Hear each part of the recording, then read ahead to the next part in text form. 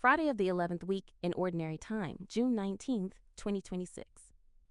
Readings: 2 Kings chapter 11 verses 1 to 4, 9 to 18, 20, Psalm chapter 132, Matthew 6, 19, 23.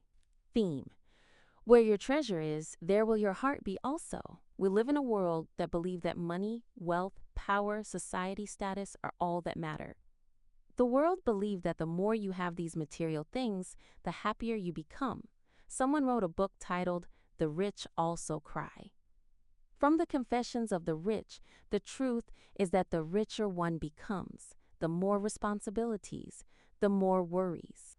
How to manage the wealth, how to keep up with the society expectations become issues also. Jesus does not condemn money, wealth, and earthly possessions. We need them as long as we live in this world. Rather, Jesus reminds us that these possessions did not come with us into this world, and we will not be buried with them whenever God calls us. Our true treasure is in heaven, where neither moth nor decay can destroy. How do we store up our treasures in heaven? God has given us these possessions in order to reach out to others through us. We are the hands and feet of God. God has given to us, not to hoard them, but to use our possessions to wipe the tears from many who are not as privileged as we are.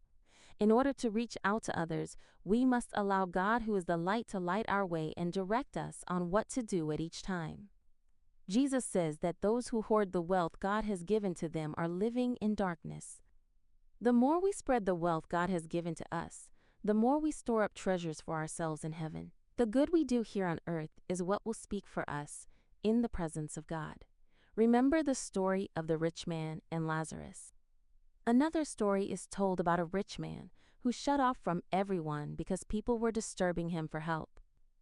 In his dream, God stood him before some persons and told him that he had heard his complaints, and he had decided to take back the wealth from him and share it to those persons, so that the rich man would in turn become poor and be going to beg from those persons.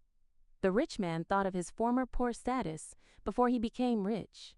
He knelt down and begged God to leave things as they were. When he woke up, he realized that God could decide to take back his wealth in a second. He realized that all he had were given to him by God. He realized he was only a custodian of God's gift. He developed a new understanding. He became more generous than ever. Lord, give us the grace to realize that the riches we have on earth are clay pots that can break any time compared to the treasures awaiting for us in heaven. 2 Corinthians chapter 4 verse 7.